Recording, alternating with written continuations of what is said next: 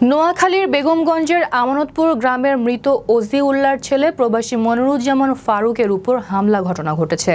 স্থানীয় সূত্রে জানা যায়, প্রবাসী মনিরুজ্জামান ফারুকদের সাথে দীর্ঘদিন ধরে পুকুরের মাছ ও হিস্সা নিয়ে পাশের বাড়ির আব্দুর রহিমদের বিরোধ চলে আসছে।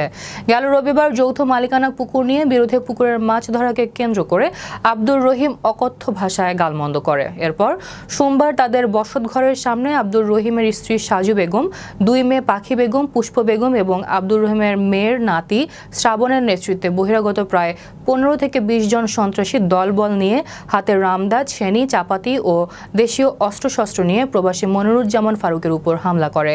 এরপর তার কাছে থাকা নগদ 1 লাখ টাকা ছিনিয়ে নিয়ে যায়। এ সময় তারা তাকে এই বিষয়ে থানা বা কাউকে জানালে প্রাণে হত্যা করে লাশ গুম করার হুমকিও দিয়ে যায়।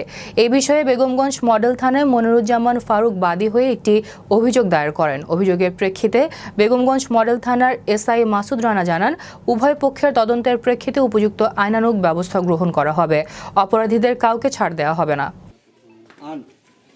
আমরা এরা প্রথম কাছে কাগজপত্র আছে অনেক কিছু, এরা বলছে যে কাগজ নিয়ে আসবে।